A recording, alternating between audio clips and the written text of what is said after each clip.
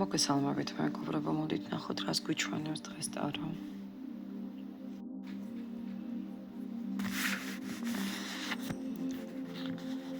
რამდენი მტრია ნახეთ, მტრები უკვე გვიჩვენა.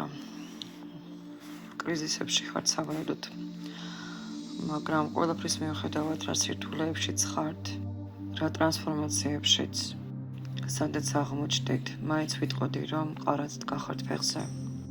ბევრი მარტოობის განცდებში ხართ, თუმცა ამის ფონზე მაინც შეძალით რეალობის დანახვა და ამ კრიზისის დროს ფარდა ეხადა იმ დანარჩენ ნეგატივსაც, რომელიც იყო თქვენთვის ფარული.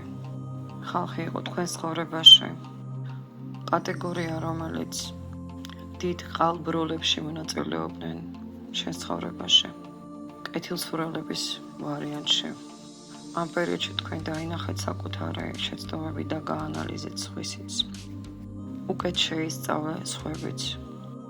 ახლა უკვე რიდები ტოქსიკურ ურთიერთობებს, ინტრიგნულ პრობლემურ ურთიერთობებს. ახლა უკვე თავად აწესებ საზღვრებს და უფრო აკვირდები საკუთარ სურვილებს, მიზნებს და ინტერესებს, ვიდრე ადრე. მალე ამბავს გაიგებთ, რომელიც უნდა გასკდეს დღე-დღეზე და შემდეგ მოვლენები განვითარდება შესაკეთილ დღეოდ.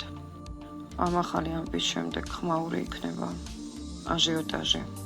შენზე მუშაობდნენ სხვათა შორის მაგიურადაც, მაგრამ სიყვარულმა გადაგარჩინა ყველაფრისაგან. ან იმხელა სიყვარულით ცხოვრობდი, რომ უბრალოდ არ შეგეხო ნეგატივი. შეიძლება იყოს ისევ გარკვეული სახის გამოცდების გავლა ისევ იმისათვის, რომ უფრო გაძლიერდე სხვათა შორის, რომ იგივენაირი შეცდომები არ დაუშვა მეტ ცხოვრებაში. წარმატებები.